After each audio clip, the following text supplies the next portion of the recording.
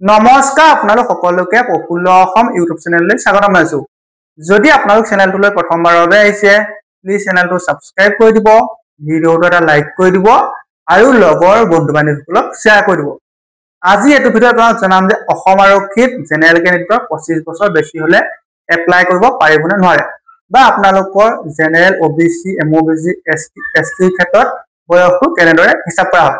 আপোনালোকৰ ধৰি লওক এজন এসটি কেণ্ডিডেটৰ 30 বছৰ পাৰ হৈ গলে তেওঁ এপ্লাই কৰিব পাৰিব নে নোৱাৰে, বা আপোনালোকৰ অসম আৰক্ষীৰ যিটো বয়স সেই বয়সটো কেনেদৰে হিচাপ কৰা হয়। এই ভিডিঅ'টো গোটেইখিনি জনাই দিম, গতিকে ভিডিঅ'টো শেষলৈকে চাই থাকিব।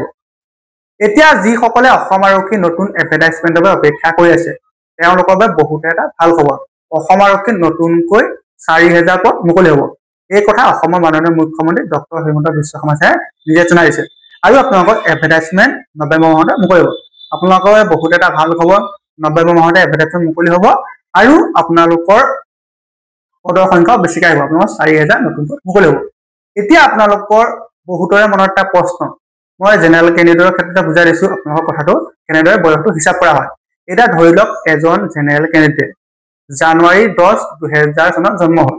তেওঁ এতিয়া অসম আৰক্ষীত নতুনকৈ যি পদ মুকলি হ'ব তাত এপ্লাই কৰিব পাৰিব নে নোৱাৰে।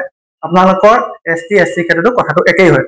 এতিয়া আপোনালোকৰ ধৰি লওক এজন জেনেৰেল কেণ্ডিডেটৰ 2000 চনৰ জানুৱাৰী 10 তাৰিখে জন্ম হৈছে।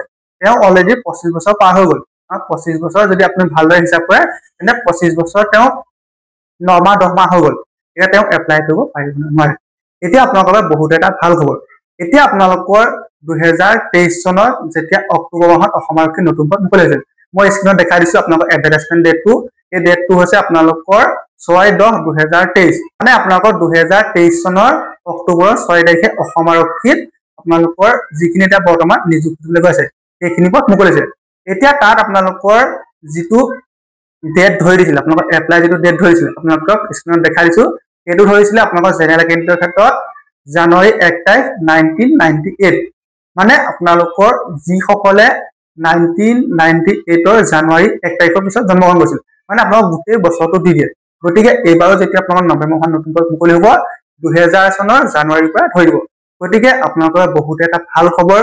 আপোনালোকৰ অসম আৰক্ষীত যেতিয়া নতুন পদ মুকলি হ'ব, যিসকলৰ বয়স জেনেৰেল কেণ্ডিডেটৰ 25 বছৰ পাৰ হৈছে তেওঁলোকে এপ্লাই কৰিব পাৰিব। আপোনালোকে ভালদৰে মাত্ৰ প্ৰেক্টিচ কৰি দিয়ক। আপোনালোকৰ বাবে এইটো এটা ভাল চান্স আৰু আপোনালোকে চান্স নাপায়, কাৰণ অসম আৰক্ষীৰ বয়সটো হৈছে 18 পৰা 25 বছৰ জেনেৰেল কেণ্ডিডেটৰ ক্ষেত্ৰত। গতিকে আপোনাৰ এইটো এটা লাষ্ট চান্স। এই চান্সত যদি আপুনি এটা চাকৰি ল'ব লাগিছে তেন্তে এতিয়াৰ পৰা নিজকে ভালদৰে সাজু কৰক। এতিয়া বহুতে মনটো মাৰিছে, তেওঁলোকৰ ধৰি লওক 2000 চনত কিছুমান এপ্ৰিলত জন্ম হৈছে, কিছুমান মে'ত জন্ম হৈছে বা কিছুমান জুনত জন্ম হৈছে। তেওঁলোকে মোক বহুজনে কমেণ্ট কৰি সোধে বা বহুজনে পাৰ্চনেলি মেছেজ কৰি সুধি থাকে যে আমি এপ্লাই কৰিব পাৰিম নে নোৱাৰিম। এতিয়া আপোনালোকৰ কথাটো ধুনীয়াকৈ বুজাই দিলো। আপোনালোকৰ যেতিয়া নৱেম্বৰ নতুন পদ মুকলি হ'ব, আপোনালোকৰ তাৰ যিটো ডেট সেই ডেটটো ধৰিব জেনেৰেল কেণ্ডিডেটৰ ক্ষেত্ৰত জানুৱাৰী 1 তাৰিখ 2000 চন। গতিকে জানুৱাৰী 1 তাৰিখ 2000 চনৰ পাছত যিমানখিনি জন্ম হৈছে ইফালে 2007 চনৰ 1 জানুৱাৰীলৈকে সেই গোটেইখিনি এপ্লাই কৰিব পাৰিব। গতিকে আপোনালোকৰ বহুতে এটা ভাল খবৰ। আপোনালোকে নিশ্চিন্ত মনে থাকক। অসম আৰক্ষীত নতুন পদ নৱেম্বৰ মাহত মুকলি হ'ব আৰু আপোনালোকৰ পদৰ সংখ্যাও বেছিকৈ আহিব। ধন্যবাদ।